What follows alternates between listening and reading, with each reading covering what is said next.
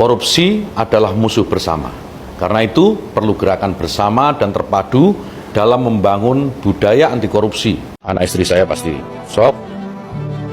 Dan saya jelaskan pelan-pelan ke mereka, gitu. Terutama anak-anak. Saya yakinkan pada mereka bahwa keputusan abahmu ini bukan keputusan yang salah. Abahmu ini tidak pernah korupsi. Abahmu ini nggak makan uang jamaah haji. Abahmu ini tidak mendolimi jamaah haji. Untuk naik haji, kan itu sesuatu ibadah yang memang banyak diharapkan oleh saudara-saudara muslim kita ya. Akan tetapi dana haji itu guys, yang dikumpulkan dan ditabung oleh orang-orang tua kita itu tega dikorupsi oleh bapak ini guys. Dan status tersangka memang sudah ditetapkan oleh pihak KPK. Ini kita berbicara bukan masalah tentang apa yang beliau lakukan aja, tapi ini berbicara tentang hati nuraninya sebagai seorang muslim. Apalagi bapak ini orang muslim loh pak. Bapak kan seorang muslim gitu loh. Dimana bapak tahu haji itu salah satu rukun Islam. Kok tega kali bapak ngambil hak orang? Gara-gara Yakut ada candaan. Rukun Islam ada berapa? Ada 4. Enak aja. Salah ada 5. Enggak, 4. Apa aja coba? Syahadat, sholat, zakat, puasa. Ada satu lagi haji. Enggak, itu sudah dicolong sama Yakut. Gara-gara Yakut ada candaan seperti itu. Membrengsek Yakut itu.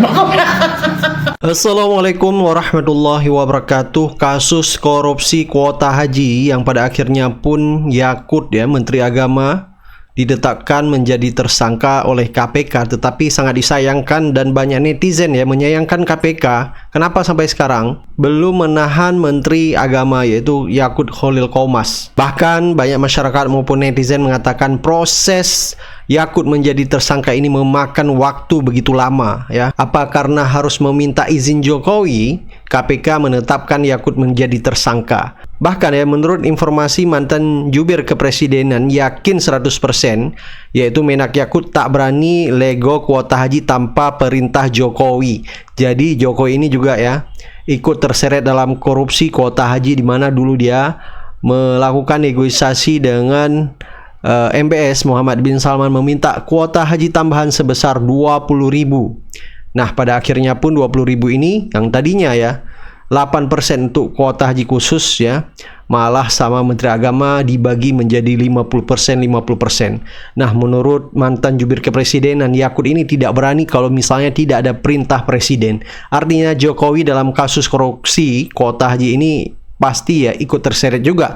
Tetapi banyak masyarakat maupun netizen mempermasalahkan kenapa sampai sekarang justru ya Jokowi tidak diperiksa, termasuk dalam kasus Nadiem ya, yang juga menyeret nama Jokowi, dan juga kemarin kasus Tom Lembong, tetapi lagi-lagi Jokowi tidak diperiksa. Belum lagi masalah Jokowi dengan polemik ijazah palsu, bahkan Jokowi yang tadinya berjanji untuk hadir di pengadilan tetapi pada akhirnya pun bohong. Nah, korupsi kuota haji ini ya dinilai oleh masyarakat maupun netizen benar-benar sangat jahat sekali, membuat mereka yang sudah antri bertahun-tahun ya harus antri lagi karena kasus korupsi kuota haji ini. Nah, pada akhirnya pun banyak masyarakat maupun netizen ikut buka suara terkait kasus korupsi ini. Baik, langsung saja kita simak ya beberapa komentar masyarakat maupun netizen di sosial media. Gue mau menjelaskan peran dari mantan Menteri Agama Yakut Khalil Qomas dalam kasus korupsi kuota haji. Untuk menegaskan bahwa ini memang jahat, bukan maladministrasi atau kriminalisasi kayak Tom Lembong atau Ira Puspadewi. Jadi waktu itu Indonesia dapat tambahan kuota haji 20.000 dari Arab Saudi karena Pak Jokowi kesana minta gitu ya jelasin bahwa kita antriannya kelamaan puluhan tahun segala macam. Dikasih 20.000. Haji kan ada reguler, ada khusus. Reguler itu yang bayarnya puluhan juta tapi antrinya sampai meninggal. Khusus itu yang bayarannya ratusan juta tapi antriannya ekspres. Kalau menurut Undang-Undang nomor 8 tahun 2019 pasal 64 kalau nggak salah, teman-teman googling ya. Kuota haji tambahan itu tuh harusnya yang diplot ke khusus itu tuh 8% aja. 92%-nya ke reguler.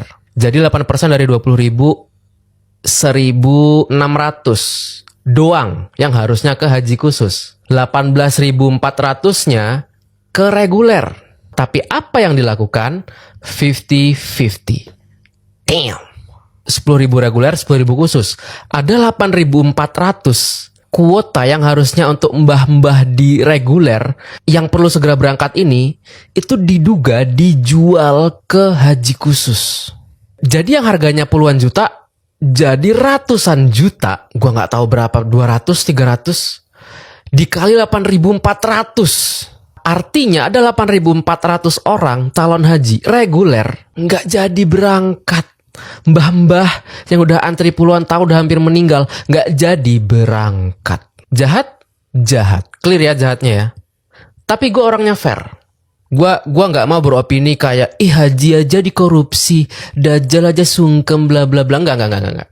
Karena si Pak Yakut ex menteri nggak punya pilihan project yang bisa dikorupsi, yaitu kan jadi menteri nih, jadi pejabat nih, harus cari duit yang banyak, harus korup, ya kan? Ya adanya proyeknya itu yang bisa dikorup. Orang menteri agama apalagi? Nggak bisa kan dia korupsi MBG gitu. Yang bisa ya Pak Dadan Hidayana kalau dia mau. Nggak bisa dia korupsi izin tambang. Yang bisa Pak Bahlil kalau dia mau. Korup ya korup, semua koruptor tai. Dan lo kalau ketemu tai di jalan, lo nggak peduli tai mana ya yang lebih bau ya yang bisa gue injek. Nggak ada. Lo ketemu tai di jalan ya lo hindarin aja udah, titik. Lu bayangin aja cuannya, menterinya, staf menteri, travel haji. Gokil. Wuh. Parah banget, haji dikorupsi sampai membuat 8.400 orang gagal berangkat haji karena korupsi haji ini. Dan mantan Menteri Agama Yakut Cholil jadi tersangka. Kuota haji dikorupsi, astagfirullahalazim.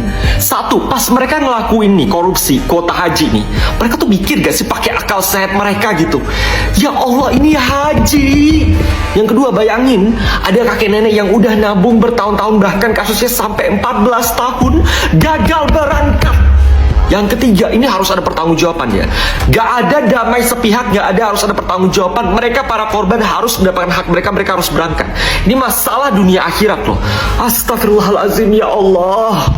Merdeka, tak hanya korupsi, mantan Menteri Agama ini juga buat 8.400 jemaah haji gagal berangkat setelah penantian 14 tahun. Hohohoy, ini orang yang suka teriak-teriak NKRI harga mati, NKRI harga mati, ternyata dia koruptor. Koruptornya lagi dana haji yang membuat para jemaah haji batal berangkat ke Tanah Suci. Tulis ya di kolom komentar, jangan lupa follow akun ini, satu kata buat orang ini. Tulis kolom komentar ya. Merdeka. 4 pihak terdampak dari tersangkanya Gus Yakut. 1. Nahdlatul Ulama. Mau tidak mau, suka tidak suka, bahwa Gus Yakut adalah mantan Ketua GP Ansor. Beliau juga merupakan adik dari Ketua Umum PBNU. Beliau juga adalah keluarga salah satu tokoh dan muasis Nahdlatul Ulama di Rembang. Oleh karena itu, kejadian ini, peristiwa ini tentu saja merugikan Nahdlatul Ulama. Tapi tetap Nahdlatul Ulama telah teruji dengan berbagai kasus peristiwa, dan insya Allah Nahdlatul Ulama tidak tercoreng dengan ini. Yang kedua adalah rejim Pak Jokowi. Gus Yakut merupakan salah satu menteri Pak Jokowi, sehingga dengan kasus ini menunjukkan bahwa ada sesuatu yang kurang, ada sesuatu yang salah di dalam rejim Pak Jokowi, sehingga ada banyak pihak yang tidak suka kepada Pak Jokowi. Mereka ingin sekali meruntuhkan harkat dan martabat Pak Jokowi. 10 tahun membangun dan seterusnya desakralisasi dengan peristiwa ini. Ketiga adalah bangsa Indonesia. Bangsa Indonesia, terutama calon jemaah haji, tentu saja sekarang tidak diberikan lagi kuota tambahan seperti Pak Jokowi 20.000. Kenapa? Karena ada kasus ini, dan status tersangka menunjukkan bahwa ini benar-benar terjadi, bahwa kuota haji itu diperjualbelikan, bahwa kuota haji yang 50% itu bukan untuk mengurangi kuota yang begitu panjang tahunan, tetapi untuk bisnis. Itulah 3 pihak yang dirugikan: NU, Pak Jokowi, dan bangsa Indonesia calon jemaah haji. Mari kita berdoa, mudah-mudahan ini baik-baik saja. Terima kasih.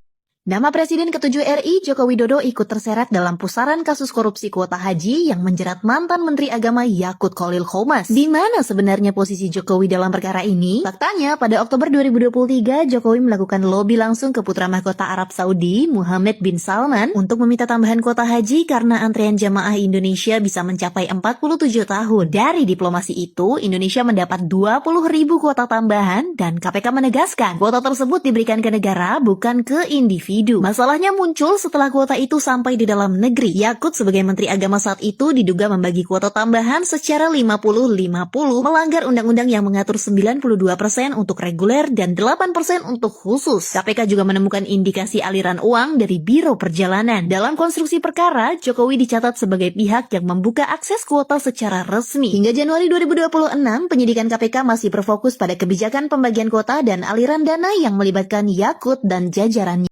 Assalamualaikum warahmatullahi wabarakatuh. KPK tetapkan Yakut Khalil Qomas tersangka dugaan korupsi kuota haji. Mengerikan sekali bukan ketika ada orang-orang yang terlihat islami banget, agamawan banget, bahkan dari lembaga tertentu yang besar, yang Islam banget gitu, ternyata adalah seorang tersangka kejahatan. Dan tahu sendiri kan kalau di Islam itu bagaimana hukum hudud bagi pelaku kejahatan. Rasulullah SAW itu pernah berkata bahwa kalau seandainya Fatimah putrinya mencuri, maka dia sendiri yang akan potong tangannya. Ini mencuri harta satu orang loh ya. Kebayang gak sih apa hukuman menurut para ulama kalau seandainya pencuri ini mencuri harta banyak orang alias harta masyarakat? Yang dipotong kira-kira apanya ya? Oke, ini adalah informasi untuk kalian bahwa agama itu bisa mempengaruhi perilaku manusia, tapi tidak semua perilaku manusia itu dipengaruhi oleh agama.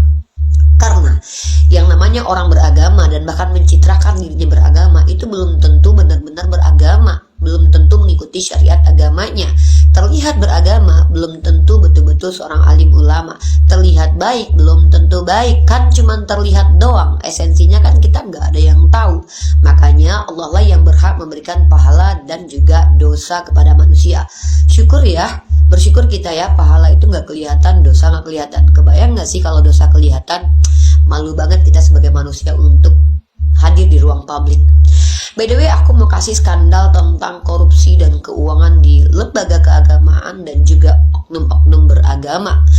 Dan ini bukan dari agama Islam, tapi dari agama lain. Kenapa? Ini pembanding saja teman-teman, bahwa yang namanya orang-orang beragama itu banyak membuat skandal-skandal besar dan kejahatan-kejahatan yang memang sih mereka nggak bawa-bawa agama ketika melakukan kejahatan itu. Ya nggak ada juga kali mereka bilang aku diperintahkan Tuhan.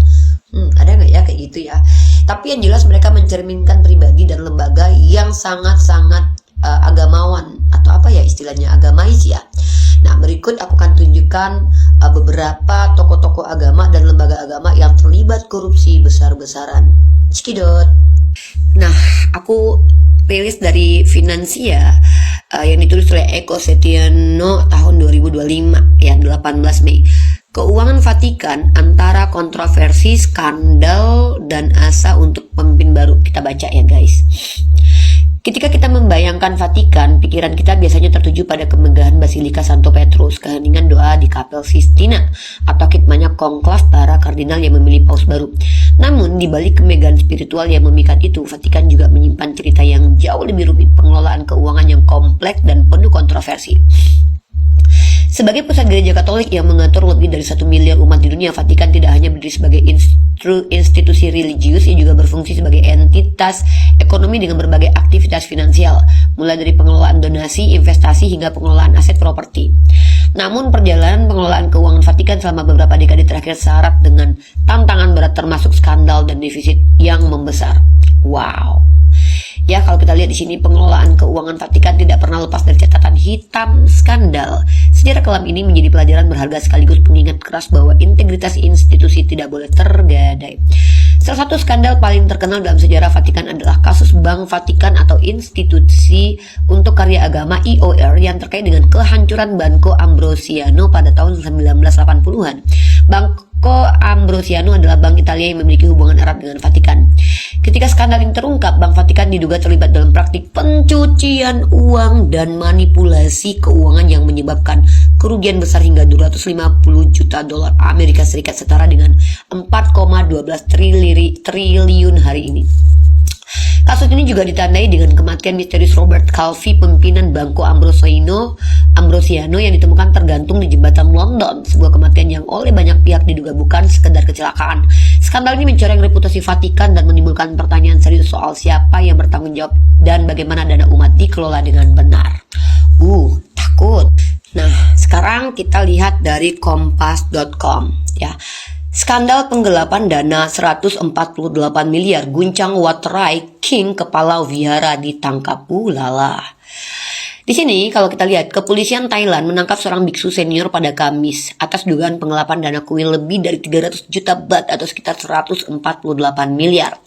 Biksu tersebut menjabat sebagai kepala wihara Wat Rai King, salah satu kuil paling terkenal yang terletak di pinggiran barat Bangkok. Menurut keterangan dari Biro Investigasi Pusat CEIB, Biksu Thamarinuwat diduga memindahkan dana sumbangan umat ke rekening pribadinya. Ulala. Nah, itu adalah contoh-contoh bagaimana kemudian tokoh-tokoh beragama, terlihat agamawan dan lembaga keagamaan itu ternyata sangat rentan dengan kejahatan karena tergoda masalah duniawi termasuk uang, seksual dan lain-lain. Dan tapi yang paling parah sih menurut aku tuh bukan cuman itu aja, memang itu parah banget sih. Orang-orang yang terlihat agamawan gitu, tapi yang paling parah ketika ada lembaga keagamaan didanai oleh kejahatan manusia. Oke. Maksud aku gini, kalian tahu gak sih bahwa aku baca situs gereja Anglikan akui bahwa mereka selama ini beberapa dulu ya di abad keberapa ya, 18 ya, itu akui dapat dana dari hasil perdagangan manusia alias perdagangan budak. Ini tuh parah banget. Gereja didanai oleh lembaga atau perusahaan penjual manusia. Kalian mau tahu kan literasinya? Oke, ini dia teman-teman Tempo. Untuk pertama kali gereja Inggris akui terlibat bisnis perbudakan abad ke-18. Gereja Inggris mengakui telah berinvestasi dalam perbudakan transatlantik selama abad ke-18 yang selama 200 tahun dirahasiakan. 200 tahun dirahasiakan, guys. Oh my god. 200 tahun kejahatan ini ditutupi dan dirahasiakan dan terungkapnya baru tahun 2023. Ternyata orang-orang beragama itu lebih iblis daripada iblis ya, guys. Menakutkan, mengerikan dan sangat luar biasa. Ngeri banget. Tapi kejahatan umat beragama dan lembaga keagamaan bukan berarti kita harus mendiskreditkan agama, teman-teman. Karena bukan agamanya yang salah, tapi orang-orang yang menggunakan agama sebagai tameng untuk mendapatkan tempat di hati masyarakat sehingga mereka bisa menipu orang dan membuat kejahatan. Jadi kita tidak boleh mengatakan bahwa ini kejahatan agama kecuali memang ada dalil pendukungnya loh ya.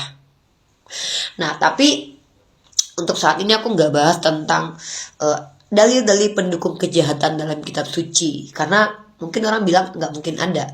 Tapi aku bisa buktikan. Tapi nggak usah dibahas sekarang. Nanti aja kapan-kapan kalau ada yang mau diskusi sama aku, silakan masuk di live streaming Riva MOW atau Uni Riva di YouTube aku. Silakan ditonton. Setiap hari aku diskusi lintas agama, meminta pertanggungjawaban iman orang-orang yang mengaku beriman dan beragama, dan kemudian men-share-nya bagi kalian semua, kalian teredukasi dengan apa yang aku lakukan.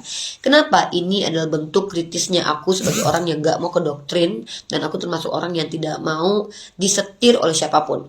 Aku berusaha untuk adil terhadap diri aku sendiri. Jadi kalau ada orang yang terlihat beragama lalu memberikan pandangannya yang merugikan orang lain dan menguntungkan dirinya sendiri, aku berhak untuk tolak, by the way. Karena sami'na wa ta'na dalam Al-Quran dan hadis itu hanya merujuk kepada apa yang diajarkan oleh Rasulullah SAW. Dan adapun ada ulama yang berpatokan kepada Al-Quran dan hadis, baru aku sami'na wa ta'na. Tapi kalau ada orang-orang yang mengaku beragama tapi dia memiliki pandangan pribadi yang bahkan tidak bermanfaat untuk agama, maka aku boleh menolaknya walaupun dia adalah ulama hebat sekalipun. Karena yang namanya manusia ya tetap aja manusia, pasti bisa salah kan.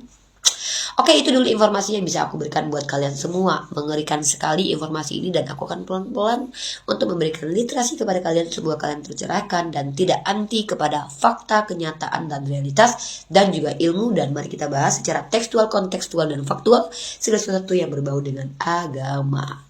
Dah semuanya. Assalamualaikum warahmatullahi wabarakatuh. Ada kabar mantan Menteri Agama di era Jokowi sudah ditetapkan sebagai tersangka oleh KPK, yaitu kasus dana haji. Wallahu alam bisawab. Wal awali zaman. Mantan Menteri Agama ini, ya, di eranya Jokowi ini, dia dulu sangat jahat kepada saya, dolim kepada saya. Gara-gara saya kritis kepada pemerintah. Saya waktu itu kritik kepada rezim Jokowi yang di mata saya pendusta, munafik, pembohong, penipu, perusak. Rezim Jokowi, bukan Jokowi, rezim itu sistematis semua. Nah, terus Menteri Agamanya ini tidak terima itu dan marah. Kemudian ya saya juga sempat ngeritik NU waktu itu. Nah, intinya gini, mantan Menteri Agama ini, dia dulu yang melaporkan saya. Dia melaporkan saya ke Bareskrim lewat anak buahnya, pencemaran nama baik, ya, Ansor dan Banser. Tapi di persidangan Menteri Agama ini nggak pernah datang. Dipanggil sebagai prinsipal, dipanggil sebagai saksi kunci, itu nggak pernah datang. Dan ketika saya ditangkap di penjara, Menteri Agama ini, mantan Menteri Agama ini seneng beserta anak buahnya tuh tasyakuran, tumpengan, syukuran, motong kambing, motong ayam. Suginur ditangkap, Gus Dur di penjara, kapok, ya pokoknya syukuran lah. Ini mantan Menteri Agama ini. Dan setiap wawancara di TV nggak ada kata maaf, proses hukum. Yaitu, jadi Menteri Agama ini nuduh saya radikal, intoleran, anti NKRI, memecah belah umat, mengadu domba umat, gitulah. Waktu itu begitu tuduhannya. Kita sudah minta kepada kepolisian untuk memproses secepatnya dan dikenakan pasal-pasal yang bisa membuat Sugi ini jera gitu. Kita tahu dan kita mendengar selama ini Sugi lebih banyak menyampaikan dakwahnya gitu, dalam bahasa dia dakwah, tapi dalam kacamata Ansor ini bukan dakwah gitu, tapi provokasi dengan cara menjelek-jelekan kelompok lain gitu, terutama NU, Ansor, Banser, lebih banyak memberikan penghasutan, ujaran kebencian, dan saya kira kan ini tidak baik gitu ya, apalagi dia dicitrakan sebagai penceramah oleh sebagian orang. Masa penceramah ini ajakannya isinya hanya fitnah, hanya caci maki, itu kan tidak baik. Dengan penceramah ya harus menyampaikan pesan-pesan kebaikan. Oleh karena itu kita minta kepolisian untuk segera diproses dan berharap dikenakan pasal yang setimpal lah, seadil-adilnya. Dan kita juga mendengar ada pengacaranya dan sebagian orang mendorong Ansor untuk melakukan perdamaian atau mediasi dengan Nur Sugi, dan saya tegaskan tidak ada itu. Kita tidak mau berdamai dalam kasus Sugi Nur Harja kali ini. Akhirnya saya dipenjara. Padahal waktu itu ya adalah, tapi saya nggak mau bahas lah ya masa lalu itu. Jejak digitalnya banyak di medsos. Tapi intinya wala-wali zaman, saya jalani 10 bulan di penjara, di Bareskrim, lalu saya bebas. Dan saya nggak nyangka sekarang orang ini, mantan Menteri Agama ini, giliran dia sekarang yang menjadi tersangka, bahkan dengan kasus yang boleh dibilang ya kurang bagus lah. Kalau saya kasus saya ITE. Walaupun Menteri Agama ini berusaha menghinakan saya, tapi di dalam penjara saya dimuliakan, tidak dihina-hinakan oleh napi-napi narapidana yang ada di sana. Itu saya disambut takbir, buatkan kopi, buatkan teh, ngimami sholat, khutbah, macam-macam. Saya dimuliakan, dimanusiakan. Ya, walaupun Menteri Agama ini berusaha menghinakan saya, tapi alhamdulillah Allah tidak hinakan saya. Itu perasaan saya sih ya. Nah, sekarang beliau ini jadi tersangka dalam kasus korupsi dana haji, kuota haji. Saya jadi ingat waktu saya di Bareskrim dulu, ada orang nyolong kotak amal masuk ke sana, dihajar tanpa ampun. Itu nyolong kotak amal. Saya nggak tahu kalau korupsi dana haji. Tapi intinya dulu pernah beredar video waktu dia diperiksa KPK dulu. Ada videonya, masih ada itu di medsos itu. Keluar dari gedung KPK diteriaki maling sama orang. Maling. Allahu Akbar. Oke, tapi intinya gini. Saya buat video ini sekedar, saya tidak seneng, tidak bersyukur, enggak. Dulu waktu saya dijadikan tersangka, orang ini bersyukur, syukuran lah rame-rame. Kalau saya enggak, saya hanya ingin memberikan wacana pemikiran saja bahwa ternyata walak-walik zaman itu ada. Gitu kan, dulu Anda memenjarakan saya, bahkan Anda mengintimidasi saya, ya, mempersekusi saya lewat anak buahnya Anda itu. Nah sekarang kok giliran Anda sekarang yang jadi tersangka, bahkan kasusnya lebih berat dari saya. Ya, saya waktu itu cuma 10 bulan, saya nggak tahu Anda ini nanti divonis berapa, dan saya nggak tahu kapan Anda ditangkap. Ini pembelajaran untuk kita semua bahwa walak-walik zaman itu ada. Saya nggak merasa benar, nggak. Pokoknya saya hanya inilah, monggo, peti ilmunya, peti hikmahnya. Ya, semuanya ada hikmahnya. Saya menemukan hikmah di dalam penjara, mudah-mudahan Anda juga menemukan hikmah. Ya, bahwa dekat-dekat dengan kekuasaan atau dengan penguasa yang dolim, munafik, penipu, pendusta, itu nanti kita juga akan ikut dihinakan sama Allah. Ini yang bisa saya sampaikan. Assalamualaikum warahmatullahi wabarakatuh. Yang lagi rame katanya 8.400 jamaah haji ini antri 14 tahun gagal berangkat. Ini kronologinya gimana sih? Jadi tahun 2023 pemerintahan Arab Saudi ini memberi kuota tambahan sekitar 20.000 nih ke Indonesia. Nah di undang-undang haji ini diatur bahwa kuota haji khusus itu maksimal nggak boleh lebih dari 8% dari kuota total. Nah artinya 8% dikali 20.000 ini sekitar 1.600-an maksimalnya. Nah cuman waktu itu Menteri Gus Yakut ini 20.000 ini tuh ternyata dibaginya setengah-setengah. Untuk haji khusus 50%, untuk haji reguler 50%, jadinya 10.000. Nah padahal tadi kan maksimalnya 1.600. Artinya di haji khusus ini ada kelebihan sekitar 8.400 yang seharusnya ini adalah haji reguler. Nah inilah angka 8.400 ini muncul. Terus ini 14 tahun gagal berangkat itu gimana? Karena rata-rata masa tunggu untuk haji reguler itu sekitar 12 sampai 48 tahun di berbagai macam provinsi. Ini tuh adalah orang-orang yang udah di ujung antrian, yang udah lunas, yang udah siap berangkat. Nah kemudian kerugiannya setoran awal haji itu kan sekitar 25 juta. Kemudian waktu tunggunya tadi 14 tahunan.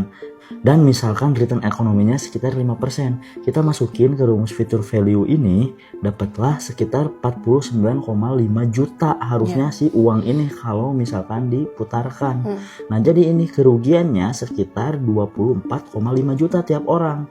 Artinya kerugian total ini tinggal dikalikan dengan 8.400 orang yang gagal berangkat tadi, atau sekitar 205M uang yang tidak berputar ini di ekonomi rakyat. Nah belum dikali multiplier, kita pakai yang simpel aja, 1 dibagi 1 min MPC.